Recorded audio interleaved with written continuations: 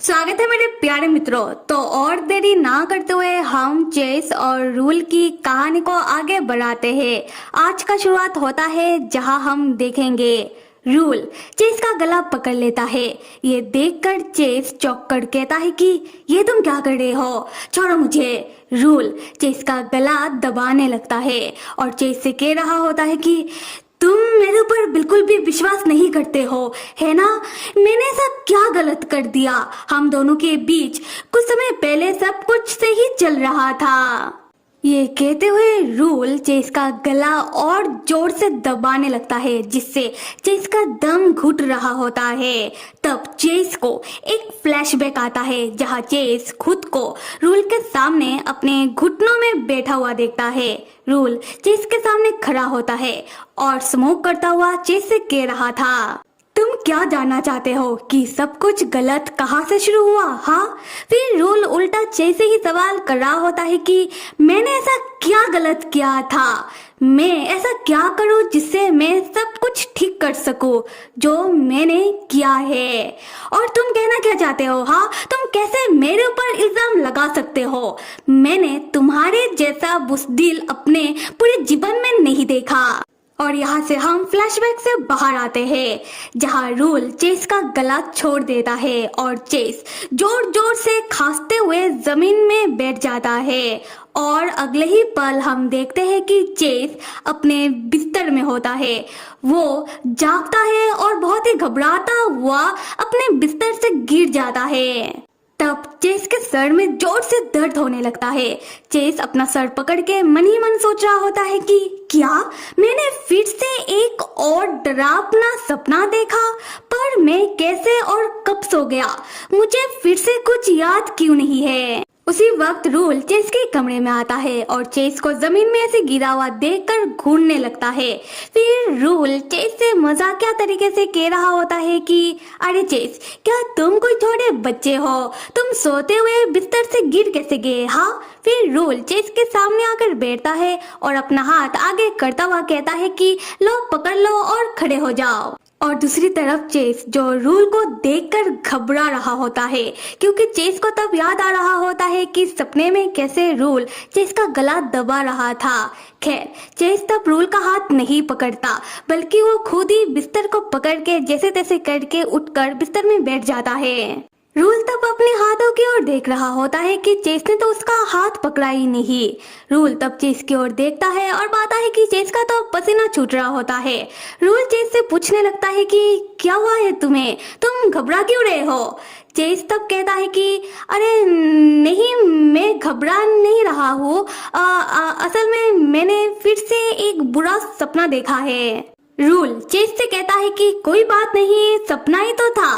तब चेस को याद आता है कि उस दिन भी जब चेस को लग रहा था कि कोई उसका पैर पकड़ के जोर से खींच रहा है, तब भी रूल ने चेस को हक करके यही कुछ कहा था कि कोई बात नहीं, वो तो बस सपना ही तो था।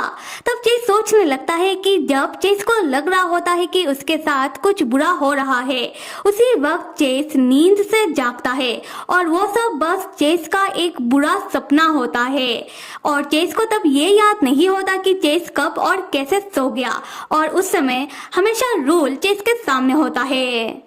चेस तब परेशान होने लगता है और मन ही मन सोचने लगता है कि मोरिटेट एक ऐसा डिवाइस जिससे लोग अपनी यादों को मिटा सकते हैं।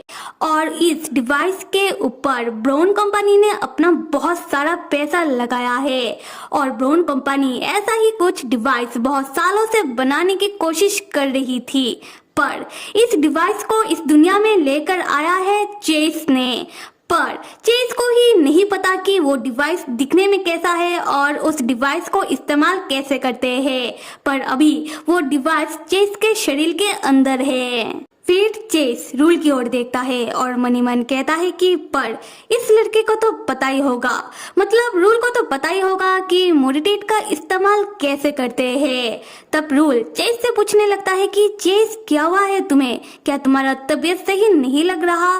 चेस तब सोच रहा होता है कि रूल ने उसे कहा था कि मोरिटेट का साइड इफेक्ट चेस के ऊपर शुरू से ही हो रहा है। फिर चेस सोचता है कि अगर क्या हो कि चेस का बुरा सपना सपना ना होकर हकीकत हो, मतलब रूल सच में ही चेस का गला दबा रहा था। उसके बाद रूल ने मॉनिटर को ऑन किया और चेस के दिमाग से उन पलों को मिटा दिया।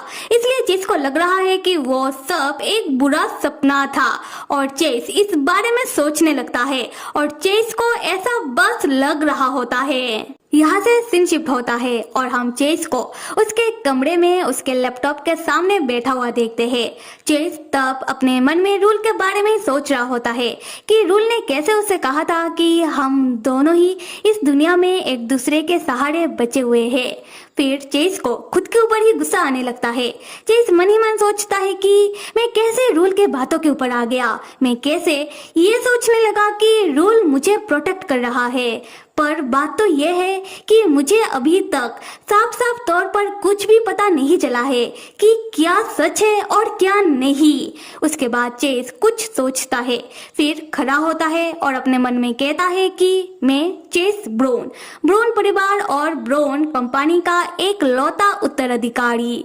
ये सोचकर चेस अपने कमरे से बाहर निकलता है और सीढ़ियों से उतरकर ग्राउंड फ्लोर में, मतलब अपने लिविंग एरिया में आता है, जहाँ एक नौकरानी पहले से ही साफ सफाई कर रही होती है। चेस उस नौकरानी से कह रहा होता है कि क्या तुम्हें सुनाई नहीं दे रहा, जाओ जाकर इस घर में जितने भी एम्प्लॉय काम करते हैं उन सबका लिस्ट लेकर आओ।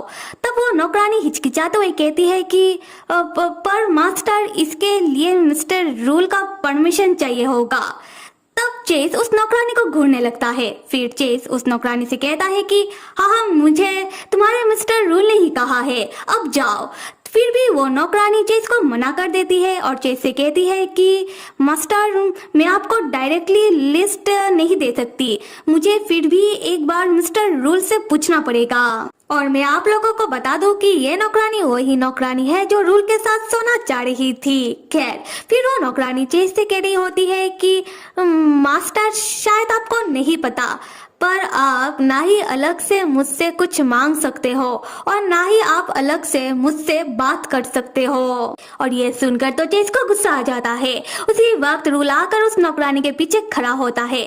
चेस अपने गुस्से को शांत करता है और मुस्कुराते हुए रूल से कहता है कि देख रहे हो रूल, कैसे इस घर के नौकर चाकर अब इस घर के मास्टर का बेइज्जती कर रहे हैं। रूल तब उल्टा चेस से ही सवाल करने लगता है कि तुम यहाँ पर क्या कर रहे हो, मुझे लगा था कि मैंने तुम्हें जो भी समझाया था तुम्हें वो समझ आ गया होगा। ये सुनकर तो चेस चौंक जाता है। चेस रूल की ओर उंगली करता हुआ कहता है कि मुझे क्या समझ आ जाना चाहिए था। हाँ, तुम्हें क्या लगता है कि मुझे कुछ भी याद नहीं, तो क्या मैं तुम्हारा गुलाम बन गया? तब रूल चेस का उंगली हटाते हुए कहता है कि नहीं, तुम मेरे गुलाम नहीं हो। उसके बाद रूल उस नौकरानी की ओर देखता है जो थोड़ा घबरा रही होती है।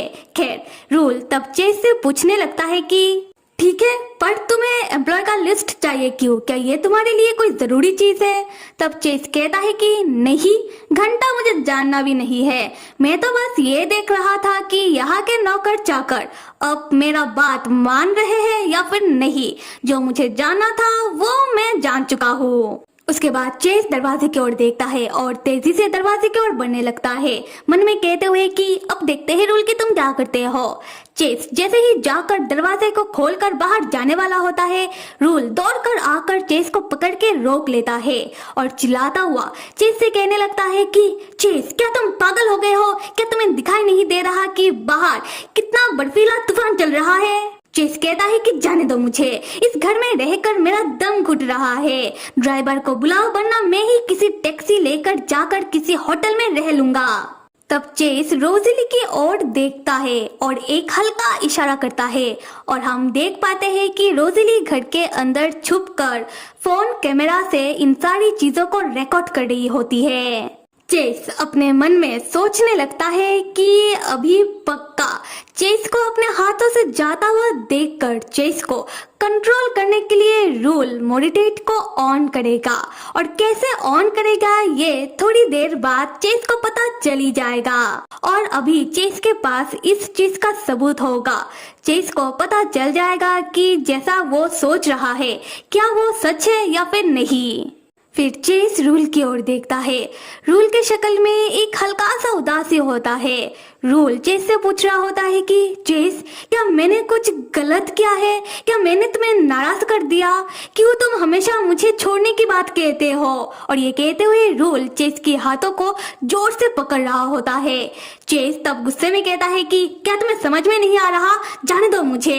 ये कहते हुए चेस बहुत ही मुश्किलों से अपना हाथ रूल के हाथों से छुड़वाता है। फिर चेस दौड़कर दरवाजे के बाहर चला आता है। रूल भी चेस के पीछे दौड़ता हुआ आता है और चेस को खींचकर अपने सीने से जोर से पकड़ता है। चेस को यह समझ नहीं आ रहा होता कि ये क्या था। फिर चेस को समझ आता है कि बर्फीला तूफान के कारण एक लकड़ी का टुकड़ा उड़कर चेस को लगने वाला था। रूल ने ऐसा करके चेस को बचाया है और वो लकड़ी का टुकड़ा तब आकर जोर से रूल के हाथों से टकराता है। उसके बाद रूल चेस से कहने लगता है कि इसलिए मैं तुमको मना कर रहा था, बर्फीला तूफान में बाहर जाना खतरनाक होता है, अभी चलो घर के अंदर। चेस तब एक बार लकड़ी के उस टुकड़े को देख रहा होता है, फिर रूल का हाथ देखने लगता है। चेस पूछता है कि रूल, तुम्हारा हाथ? रूल कहता है कि तुम फिक्र मत करो चेस, मैं ठीक हूँ। कहीं तुम्हें तो नहीं लगा? तुम तो ठीक हो ना चेस? और रूल तब जिस तरीके से अपने हाथों को पकड़ रहा होता है, यहाँ समझ आ रहा है कि रूल को बहुत ही जोर से लगा है। खैर, फिर रूल चेस के सामने गिड़गिड़ाने लगता है कि चेस, चलो ना घर के अंदर चल के बात करते हैं। चेस मान जाता है। अगले सीन में हम चेस और रूल को घर के अंदर आमने सामने बैठा हुआ देखते हैं, जहां रूल अपने हाथों को दबा रहा होता है। फिर रूल चेस से धीमी आवाज में पूछने लगता है कि चेस, मैं शुरू से तुमको बता रहा हूँ कि मैं जो भी कर रहा हूँ तुम्हारी सेफ्टी के लिए कर रहा हूँ, पर तुम फिर भी मेरे ऊपर विश्वास क्यों नहीं कर पा रहे हो? चेस कहता है कि किसने कह दिया कि मैं तुम्हारे ऊपर विश्वास नहीं कर रहा? बस उस समय मुझे गुस्सा आ गया था। रूल फुसफुसाते हुए कहता है कि पर क्यों? चेस कहता है कि फुसफुसा मत, मेरे सर में दर्द होता है। रूल चेस से कहने लगता है कि चेस, मैंने तुम्हें समझाया था ना कि तुम जो बुरा सपना देखते हो ये मोडिटेट का साइड इफेक्ट है, तो कृपया करके अपने बुरे सपने को और हकीकत को आपस में मिलाओ मत। अगर तुम्हें कुछ भी जानना है तो तुम मुझसे सवाल कर सकते हो, और अगर तुम मेरे ऊपर विश्वास नहीं कर पा रहे हो तो एटलीस्ट तुम मुझे कारण तो बताओ। तब चेस कहता है कि तुम्हें क्यों लगता है कि मैं हमेशा तुमसे सवाल पूछता रहूंगा? रूल कहता है कि पर अपने अंदर बातें रखना ये खतरनाक हो सकता है। तब चेस को गुस्सा आ जाता है। चेस रूल से कहने लगता है कि विश्वास, हाँ, मेरा दिमाग फिलहाल खाली कैन की तरह हो चुका है। मेरे शरीर के अंदर एक ऐसा डिवाइस है जिसने मेरी यादों को रोक दिया है। मुझे कुछ भी याद नहीं और तुम पूछ रहे हो कि मैं तुम्हारे ऊपर विश्वास क्यों नहीं कर पा रहा? क्या तुम अपनी डिसीजन और अपने जजमेंट के अलावा किसी और के ऊपर विश्वास करते हो? तो फिर मैं कैसे ऐसे लड़के के ऊपर विश्वास कर लूं जो मेरे ऊपर पूरी तरीके से विश्वास नहीं करता? क्या मैं कुछ गलत कह रहा हूँ? फिर चेस मन में कहने लगता है कि क्यों मैं इसके साथ इतना बकवास कर रहा हूँ, मेरी बातों का इसके ऊपर कोई असर होगा तो नहीं। तब हम रूल को देखते हैं जो चेस की बातों को गौर से सुनता है। फिर चेस से कहता है कि अच्छा, तो तुम मोडिटेट को निकालना चाहते हो, है ना? तो फिर ठीक है, अगले हफ्ते हम डॉक्टर को बुलाते हैं, उनसे सलाह मशवरा करते हैं, उसके बाद हम तय करते हैं कि आगे क्या करना है। और ये सुनकर तो चेस के मुंह में एक बड़ा सा स्माइल आ जाता है। चेस कहता है कि तो फिर तय रहा। अगले सीन में हम देखते हैं कि चेस देख रहा होता है कि पूरे घर में सीसीटीवी कैमरा फिट है। चेस मन ही मन सोचने लगता है कि सबसे ज्यादा सीसीटीवी सेकंड फ्लोर में और लिविंग एरिया में है, क्योंकि सेकंड फ्लोर में चेस का कमरा है और लिविंग एरिया में बाहर जाने का दरवाजा। चेस मन में कहता है कि सबसे गंदी बात यह है कि बाथरूम में भी सीसीटीवी है। उसके बाद चेस सोचने लगता है कि चेस के लिए फिलहाल सबसे जरूरी यह है कि किसी तरह वो अपनी यादों को वापस पा ले, उसके बाद रूल के नजरों से बचकर भाग जाए। फिर चेस अपने कमरे में आता है और उसे अपनी पास्ट की रिकॉर्डिंग से रिलेट कुछ याद आने लगता है, पर उसे ठीक से याद नहीं आ रहा था कि क्या हो सकता है। उसी वक्त रोजली चेस के कमरे में 2 चाय का कप लेकर आती है। और बहुत ही जोर से कहती है कि मास्टर मैं आपके लिए चाय लेकर आई हूँ। इससे चेस इरिटेट हो जाता है। चेस रोज़ेली को डांटता हुआ कहता है कि तुमको किसने कहा, हाँ, और 2 कप क्यों, क्या 1 कप तुम पीने वाली हो? रोज़ेली कहती है कि नहीं मास्टर, 1 कप रूल मास्टर के लिए, उन्होंने मुझे चाय लाने के लिए कहा। चेस कहता है कि मुझे फिर भी नहीं चाहिए, तुम चाय लेकर वापस चली जाओ। पर रोज़ेली नहीं मान रही होती है। वो बार बार चेस को चाय पीने के लिए कह रही होती है। उसी वक्त रूल चेस के कमरे में आता है और रोज़ेली से कहता है कि कोई बात नहीं, तुम चाय लेकर वापस चली जाओ। और रोज़ेली एक ही बार में रूल का बात मान जाती है और ये देखकर चेस चौंक जाता है। चेस कहता है कि वाह रूल, मैं इतनी देर से रोज़ेली से कह रहा था पर वो मेरी बात मान ही नहीं रही थी और तुमने एक बार कहा और वो चली गई। तुम बस अपना हुकूमत इन नौकर चाकर के ऊपर ही चला सकते हो। ये सुनकर रूल भी थोड़ा चौंक कर चेस से कहता है कि चेस, ये तुम कैसी बातें कर रहे हो? इसमें इतना ओवर रिएक्ट करने की क्या बात है? चेस, कहीं तुम्हें ऐसा तो नहीं लग रहा कि मैं तुम्हारे साथ कोई गद्दारी कर रहा हूँ? मैं तुमसे झूठ कह रहा हूँ, मैं तुम्हें नुकसान पहुंचाना चाहता हूँ। और ये सब कहते हुए रूल धीरे धीरे करके बहुत ही सीरियस होने लगता है। और दूसरी तरफ हम देखते हैं कि रोज़ेली जो चाय का कप लेकर नीचे जा रही होती है, हमेशा की तरह उसके हाथों से कप गिरकर टूट जाता है, जिसका आवाज सुनकर चेस कहता है कि हे भगवान, फिर से नहीं। अगर ये लड़की ऐसे ही अपने काम में गलती करती रहेगी, किसी दिन पक्का ही अपने नौकरी से हाथ धो बैठेगी। मैं तो कहता हूँ कि हमें दूसरा नौकरानी ढूंढ लेना चाहिए। तब अचानक चेस के पूरे घर में अंधेरा छा जाता है क्योंकि लाइट चली जाती है। ये देखकर चेस रूल से कहने लगता है कि रूल, जाओ जाकर देखो कि अचानक लाइट क्यों चली गई। पर रूल कोई भी जवाब नहीं दे रहा था। ये देखकर चेस बार बार रूल को बुलाने लगता है कि हे रूल, क्या तुम यहाँ पर हो? क्या तुम्हें सुनाई दे रहा है? रूल जब जवाब नहीं देता तब चेस घबराने लगता है। उसके बाद चेस अंधकार में चलने की कोशिश करता है। तब चेस का पैर जाकर किसी चीज से टकराता है जिसे चेस डरकर गिर जाता है। फिर चेस देखता है कि वो चीज तो एक वीडियो कैमरा होता है। फिर चेस अपने मन में सोचने लगता है कि ये क्या, इतने अंधकार में मैं इस वीडियो कैमरा को इतना साफ साफ कैसे देख पा रहा हूँ। उसी वक्त वो वीडियो कैमरा खुद ब खुद ही ऑन हो जाता है। फिर उस कैमरे में से बहुत ही डरावनी तरीके से वही हाथ बाहर निकलता है जो चेस का पैर पकड़ के जोर से खींचने लगता है और चेस से कह रहा होता है कि हे यंग मास्टर, इतना छटपटाओ मत वरना तुम्हें ही तकलीफ होगा। और ये देखकर तो चेस और घबरा जाता है।